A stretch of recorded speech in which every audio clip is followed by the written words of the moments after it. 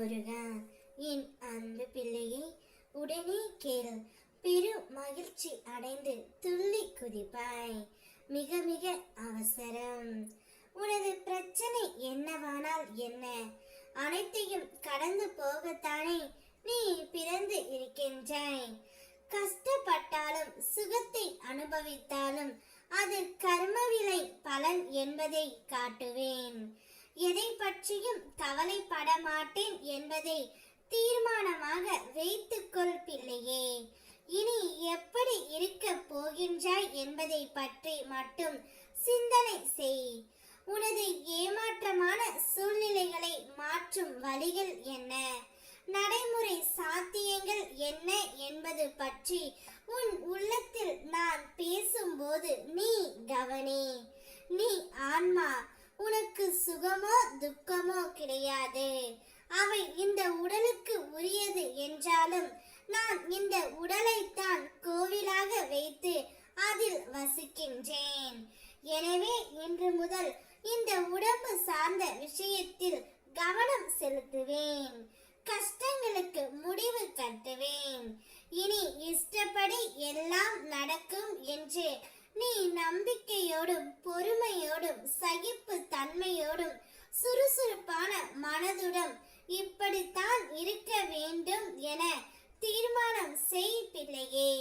அந்த தீர்மானத்தை நான் உனக்கு வழி மொழிகின்றேன். உன்னை வெற்றியின் பாதைக்கு கைப்பிடித்து அழைத்து செல்கின்றேன். இனி உன்னுடைய வாழ்க்கையில் எடுத்து வைக்கும் ஒவ்வொரு அடியும் உன்னை வெற்றி பாதைக்கு அழைத்து செல்லும். உன்னுடைய முயற்சிக்கான பலன் நிச்சயம் நடக்கும். நீ எதிர்பார்த்த காரியம் நிறைவேறும். உன்னுடைய வேண்டுதல் விரைவில் நிறைவேறும். அதனால் பெரு மகிழ்ச்சி அடைந்து சந்தோஷத்தில் நீ துள்ளி குதிப்பாய். என் வழியில் நீ வந்தால் உனக்கு எல்லா வழியையும் நான் திறந்து விடுவேன். எனக்காக நீ சிறிது நேரத்தை ஒதுக்கினால் உனக்கு குபேரனுடைய பொக்கிஷத்தை போன்றதை நான் தருவேன். என்னால் நீ பழி சொல்லை ஏற்றால் உனக்கு பூரண அருள் கிடைக்கும். நீ என்னிடம் வந்தால் நான் உன்னை பாதுகாப்பேன். என்னை பற்றி நீ மற்றவர்களிடம் கூறிக்கொண்டே இருந்தால் உன்னை விலை மதிப்பற்றவனாக்கி விடுவேன். நீ என்னை பற்றி நினைத்து கொண்டு இருந்தால் உன்னை ரத்தினம் போன்று ஜொலிக்கும் ஆன்மீக நாணம் உள்ளவனாக மாற்றுவேன். என் உதவியை நாடி வந்து என்னையே ஏற்றால் உன்னை அடிமைத்தனத்தில் இருந்து மீட்பேன்.